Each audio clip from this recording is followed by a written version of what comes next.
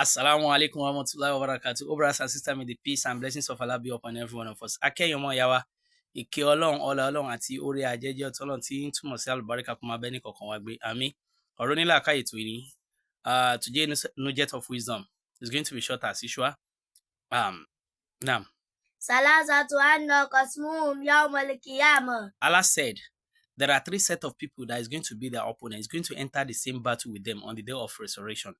Ọlọ́run ọba àlekèọlá ó ní àwọn èèyàn mẹ́ta kan bẹ tó bá dọjọ́ ìgbéǹde òun ó ṣe alátakò fún wọn, òun ó wọ̀ ìyà àjà pẹ̀lú wọn, kò dẹ̀ sẹ́ni tí ó wọ̀ ìyà àjà pẹ̀lú Ọlọ́run tí ó win Ọlọ́run ni ó win.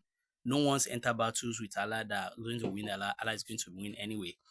So he said these three sets of people is going to enter the same battle. He's going to be at the opponent on the day of resurrection. Ọlọ́run ní àwọn mẹ́ta yìí sẹ́ òun ó wọ̀ ìyà àjà pẹ̀lú wọn lọ́jọ́ gbẹ̀dẹ̀ kíámọ̀, òun ó ṣe kíni, òun ó jà alátakò fún wọn. Alákọ̀ọ́kọ́ ń bẹ Rajulun ata bi summa gadara. òun ni arákùnrin kan àbí ká sọ pé èèyàn kan tó jẹ́ pé ó ṣàdéhùn, àdéhùn tó ṣe kàkà kó múṣẹ kó hánà àdéhùn ẹ̀yìn kò múṣẹ.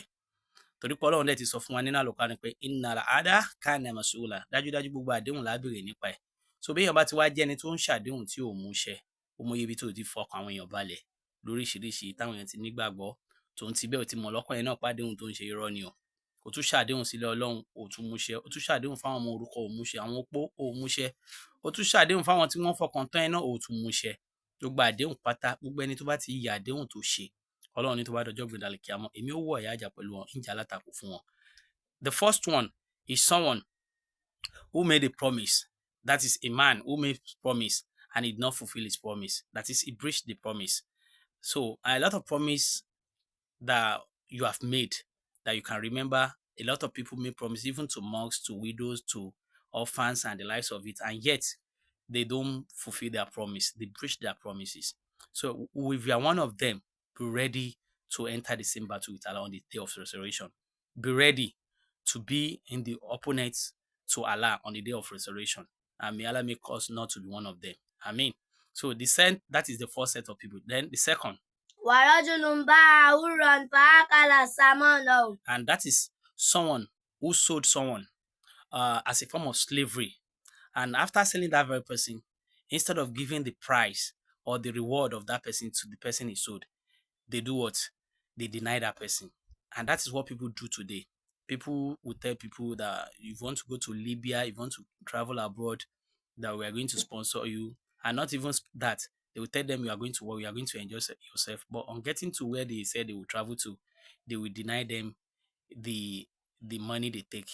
Those people will be working and they will work tirelessly upon that. They will not be given anything. So if you're one of those people, you'll be ready to face Allah on the day of Qiyamah. And even in Nigeria, a lot of people, they do that. And if you're one of them, be ready to be in the opponents with Allah. What people do is a kind of all this house girl and things like that. They will tell you go and work with so person. And when that person works, they will still deny that person the reward. They will still deny that person the price and every other thing they're supposed to give back to the person. And the person will just be working and it will kind of be exercising futility. So if you are one of them, be ready to face Allah on the day of Qiyamah. Ẹlẹ́ẹ̀kejì nínú èèyàn, òun náà lẹni tó jẹ́ wípé ó ta èèyàn gẹ́gẹ́ bí àwọn èèyàn ṣe máa ń tẹ ẹrú. Ṣé mọ̀ pé ẹrú ń bẹ, àmọ́ ọmọ lẹni tó tà kì í ṣe ẹrú bẹ́ẹ̀. Ayé títà tó wá ta yìí, kàkà kó fún lẹ́tọ̀ọ́ ní tó fi ta, kò fún lẹ́tọ̀ọ́ ẹ̀, kí ló ṣe? Ó deny ẹ̀ lórí ní tó yẹ kó fún. Orú ẹni bẹ́ẹ̀ kó máa ready láti wọ ìyà àjà pẹ̀lú Ọlọ́run. Àwọn èèyàn máa ń ṣe lọ́pọ̀lọpọ̀ gbà, wọ́n á ní tó bá yá lọ sí Libya, kó lọ sí America, kó lọ ṣiṣẹ́. Àmọ́ tòun ti bẹ́ẹ̀, tani náà bá dán, wọ́n máa gbowó lórí ẹ̀, ẹni yẹn ò ti wá nígbà kankan. Títí tó bá ti wá di pé òun fẹ́ sọ wípé òun fẹ́ béèrè ẹ̀tọ́ òun wá dá padà sílé lẹ́ni tí ò ní nǹkan kan padà sílé. Àwọn èèyàn náà máa ń ṣe ní Nàìjíríà lọ́pọ̀lọpọ̀ gbà, àwọn tí wọ́n máa ń ṣe ọmọ ọ̀dọ̀ nílé àwọn èèyàn àti bẹ́ẹ̀ bẹ́ẹ̀ lọ, wọ́n máa gbowó lórí wọn. Ẹni náà ò ní láǹfààní, àwọn dẹ̀ máa gbowó. Gbogbo ẹni tó bá ṣe léyìí, ẹni tó dẹ̀ ń ṣiṣẹ́, òun á wò wípé wọ́n ti ń bọ́ òun sí fowó. Níjọ́ tó bá di pé ọdún tó dá pé kó wá gbowó ẹ̀, kó wá ní rówó kankan gbà àbí kí wọ́n sá lọ. Gbogbo ẹni tó bá ṣe léyìí tí wọ́n náà jẹ́ òta èèyàn, ẹ̀tọ́ tó wá yẹ kó o fún, ó wá deny ẹ̀ tó o fún. Máa ready láti bọ́lọ́run wọ̀ ìyà àjà lọ́jọ́ gbẹ̀dẹ̀ kíámọ̀. Ó dẹ̀ lè win Ọlọ́run torí pé Ọlọ́run sọ pé màá takò fún wọn lọ́jọ́ gbẹ̀dẹ̀ kíámọ̀. Ó jẹ́ ìran ẹlẹ́ẹ̀kejì. Ẹlẹ́ẹ̀kẹta ń bẹ, the third set of people. Wa rajulun istajara ajran fastawfa minhum wa lam yuti ajrahu. òun lẹni tó jẹ́ wípé nígbà tí ó gbàyàn pé kó bóun ṣiṣẹ́, gbogbo ohun tí ó ní kó ṣe náà ló ṣe ní pípé, ó ṣiṣẹ́ yẹn láì dákan sí, àmọ́ nígbà tó wá yẹ kó san lẹ́san, tó yẹ kó fún ní owó oṣù ni àbí kó yẹ kó fún lówó òòjọ́ ẹ̀ àbí owó iṣẹ́ ẹ̀, ó ṣe kí ni, kò fún irú ẹni bẹ́ẹ̀, ó kọ̀ fún láti fún irú ẹni bẹ́ẹ̀. Wọ́n ní kó máa ready lọ́jọ́ gbéǹde àlìkìyámọ̀ láti wo bọ́lọ́run wọ yájà, Ọlọ́run ló sọ bẹ́ẹ̀. So kò dẹ̀ sẹ́ni tí ó bọ́lọ́run wọ yájà tí ó win Ọlọ́run. Ìwọ náà tó ń ṣe bẹ́ẹ̀, tó jẹ́ pé táwọn èèyàn bá wá ṣiṣẹ́ fún ẹ, gbogbo iṣẹ́ yẹn ni wọ́n ṣe láṣepé tí ò ní ṣẹ́kù síbi kan, kàkà kó wá fún wọn lówó, ó wá yẹn pé 100,000 lówó wọn, ó máa fún wọn lọ́jọ́ 10,000, ọjọ́ 5,000, ọjọ́ 2,000, bó ṣe sán ni ẹ tí ò ní wúlò fún ẹni tí ó wá ṣiṣẹ́ fún ẹ. Ìwọ náà káramọ́, ready láti bọ́lọ́run wọ yájà lọ́jọ́ gbéǹde àlìkìyámọ̀, torí pé Ọlọ́run ó takò rẹ̀ níbẹ̀ lọ́jọ́ gbéǹde àlìkìyámọ̀, tó ń túmọ̀ sí pé kò dẹ̀ sí bí yóò bá ti ní win Ọlọ́run lọ́jọ́ gbéǹde àlìkìyámọ̀, kó má tún try ẹ̀, Ọlọ́run jọ kó ṣọ́ wa ńbẹ̀. The third set of people are those who employ someone to work for them and they work in full. After working in full, but the person deny the other person, the person that work, his wages or salaries. So a lot of people do that. Even in Nigeria, they will employ somebody to work, especially they do that to all these artisans. When they employ them, when they tell them to work, they will do the work in full. But instead of them paying the wages or the salaries, they won't pay.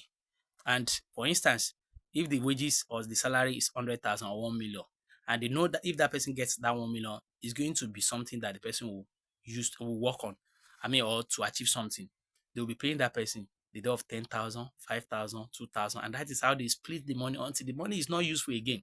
So if you are one of those that do that, you should be ready to be in opposition with Allah on the day of Qiyamah. That is to be in combat with Allah. May Allah make us understand this better than said. Kọ́lọ́run jẹ́ kí a gbọ́ rí. Ajá wa tí ó kún wa lọ́wọ́, ajá wa Mistura, Kọ́lọ́run jẹ́ kí òun náà kó lálùbáríkà. Salamu alaikum wa rahmatullahi wa barakatuh. Àti gbogbo àwọn olùkúnlọ́wọ́ wa, àwọn aláàánú, aládùúró tiwa. Wọ́n fẹ́ àsìkò yìí náà kí ọmọ ọlọ́jọ́ òbí kó má bínú pé ó pẹ́, TJ. Ọlọ́run bá jẹ́ kí ẹlẹ́mìí gígùn àtàláfíà ara nínú ọlá, nínú oore ńlá, nínú ìdẹ̀kùn. Ìyẹn Mr. Honorable Túnjí Àdùfẹ́. Ọlọ́run jọ̀ọ́ kó bá gbàdúrà yín, kó bá ṣàánú yín. Wala hawla wala quwwata illa billah. Happy birthday to you, sir. Many happy returns, long life and prosperity. Amen.